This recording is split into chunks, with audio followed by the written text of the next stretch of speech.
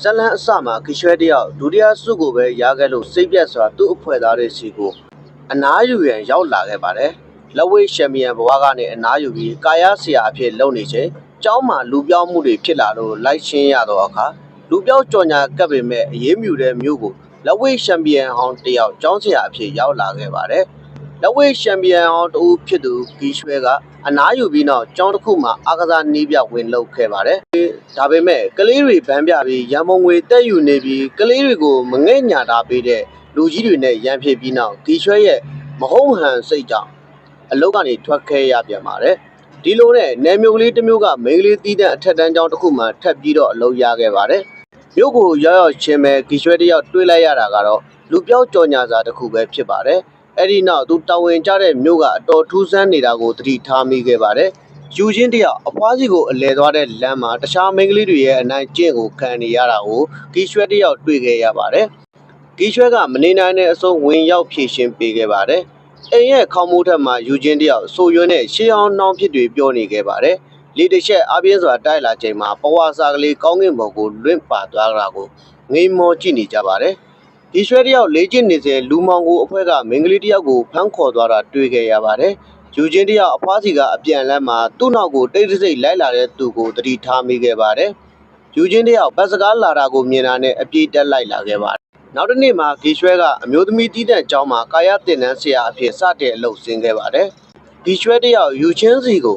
ကျောင်းလာကအတွက်အသေးအတန်ဆွေးနွေးနေပါတယ်။ယူချင်းကဂီယူမဆိုင်စွာပဲလှည့်ထွက်သွားခဲ့ပါတယ်။ဒီရွှဲတယောက်လူပြောက်ကြော်ညာစာကိုကင်ကမြို့တဲလက်ပတ်သွားနေရင်လူထုရွေးကောက်ပွဲအတွက်မဲဆွယ်နေတာကိုစိတ်ဝင်စားလေ့လာနေခဲ့ပါတယ်။မထင်မှတ်ပဲလူအုပ်ထဲကတယောက်ကမိန်ခွန်းပြောနေတဲ့သူတွေဟာအလေးညာတွေဖြစ်ကြောင်းအော်ဟစ်ဆဲဆိုနေခဲ့ပါတယ်။တစ်ဖက်မှာယူချင်းတယောက်အမတ်သားတစ်ခုကိုကင်ကရှာဖွေနေတာကိုဂီရွှဲမြင်တွေ့လိုက်တာကြောင့်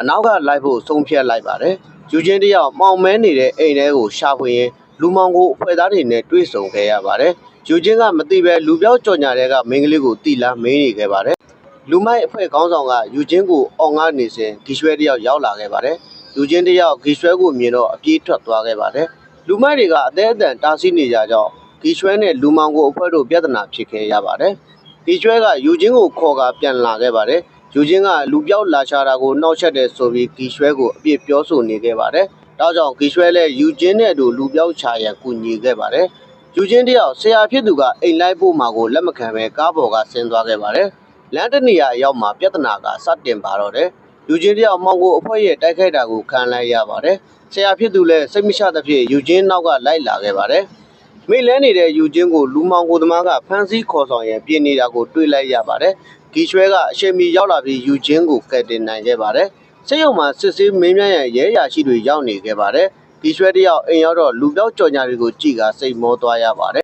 ။နောက်တစ်နေ့မှာစုံယွန်းရဲ့အဖွားစီကိုတွားရောက်စုံစမ်းခဲ့ပါတယ်။အဖွားကကူညီပေးတာကြောင့်ကျေးဇူးတင်နေခဲ့ပါတယ်။ဂီရွှဲကရဲစခန်းကိုတွားရောက်တိုင်ကြပေမဲ့ဂယူမဆိုင်တဲ့အရာရှိတွေကိုစိတ်ပြတ်ခဲ့ရပါတယ်။ယူချင်းကလူပြောက်တိုင်ကြပေမဲ့ဘာမှထူးမလာကြောင်းရှင်းပြနေခဲ့ပါတယ်။ဂီရွှဲလည်းစိတ်လိုက်မှန်ပါမလို့ဖို့နားရှနေခဲ့ပါတယ်။ယူချင်းတယောက်သူချင်းချင်းစူးစမ်းခဲ့ပေမဲ့အခုချိန်ထိစုံယွန်းရဲ့သတင်းအစအနကိုမရသေးကြောင်းရှင်းပြပြီးထပ်သွားခဲ့ပါတယ်။နောက်တစ်နေ့မှာယူချင်းတယောက်တည်းတွေ့ဝေစာထိုင်နေရင်ယောက်ျားလေးတငယ်ချင်းတယောက်သူ့အနားကိုရောက်လာခဲ့ပါတယ်။ဆရာဖြစ်သူဂီရွှဲတယောက်ယူချင်းကိုလိုက်လံရှာဖွေနေခဲ့ပါတယ်။တနေရာမှာဆစ်လိမ့်ငွေတွေထွက်လာတာကိုသူအမှတ်မတင်တွေ့လိုက်ရပါတယ်။ဂီရွှဲတယောက်အမျိုးသမီးတန်းစင်ခန်းထဲကိုဝင်လိုက်ကဆေးလိပ်ခိုးတောက်နေတော့ចောင်းသူလေးများကိုထွက်လာကိုပြောဆိုပါတော့တယ်။ចောင်းသူလေးများကလည်းသူတို့ဆေးလိပ်မတောက်ကြောင်းငြင်းကန်နေကြပါတယ်။ဂီရွှဲတယောက်ရုံးခန်းအတွင်းမှာချက်လက်များကိုရသလောက်ရှာဖွေနေရင်အမှတ်မတင်ယူချင်းရဲ့တငယ်ချင်းကောင်လေးက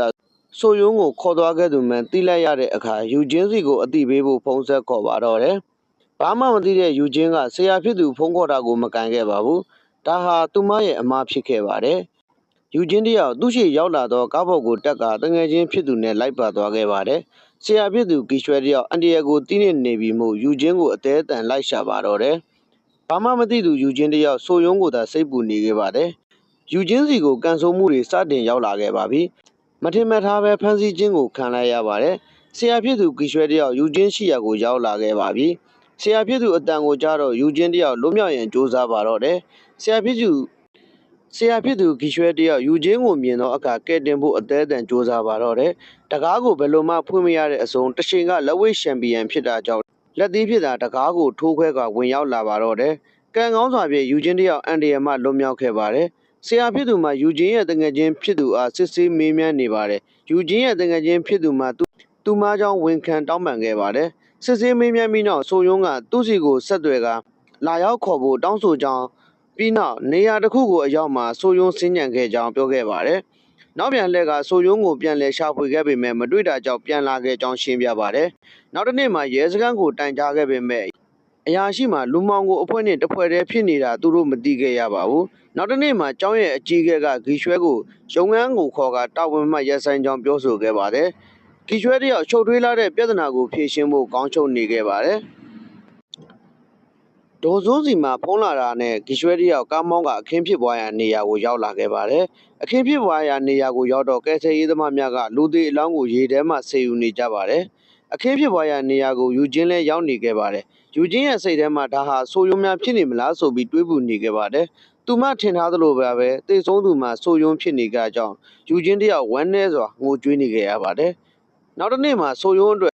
အမှုမှန်ဖြည့်ရှင်းရန်ဖျော်ဖြေရေးစင်တာသို့ဂီရွှဲရောက်လာခဲ့ပါတယ်။လုံခြုံရေးများကပေးမဝင်ပဲလူအများဖြင့်ဂီရွှဲကိုစတင်တိုက်ခိုက်ပါတော့တယ်။ပြောမရတဲ့အစုံလက်ဝှေ့ချန်ပီယံဖြစ်တာကြောင့်ပြန်လည်ခုခံရင်းလက်သီးတစ်ချက်ချင်းတစ်လုံးချင်းစီပြန်ကျွေးလိုက်ပါတယ်။လက်သီးချက်များပြင်းထန်လွန်တာကြောင့်လူမိုက်တွေနေရာမှာတွင်မှောက်ကုန်ပါတော့တယ်။မှောင်ခိုလူစိုးစီကအချက်လက်ထပ်မှန်ရခဲ့ပါတယ်။အဲ့ဒါကတော့ဆိုယုံကိုတတ်တဲ့တရက်ခံမှာပဲ။သူကတော့တခြားသူမဟုတ်ပါဘူး။ကျောင်းရဲ့အနုပညာဆရာပဲဖြစ်ပါတယ်။အဲ့ဒီကျောင်းဆရာဟာယူချင်းကိုထပ်မံဖမ်းဆီးထားတာကိုလည်းသိလိုက်ရပါတယ်။ယူချင်းတယောက်တတိလနေရာကနေတတိရလာတော့အခါသူဖမ်းဆီးခံရတာကိုအံ့ဩနေခဲ့ပါတယ်။မြို့တော်ဝင်ရဲ့တားဖြစ်သူအနုပညာဆရာကသူ့အကြောင်းသိသွားသောယူချင်းကိုနှုတ်ပိတ်ရန်စ조사ပါတော့တယ်။ဆရာဂီရွှဲတဲ့ယူချင်းကိုနေရာအနှံ့လိုက်ရှာခဲ့ပေမဲ့ရှာမတွေ့ခဲ့ပါ။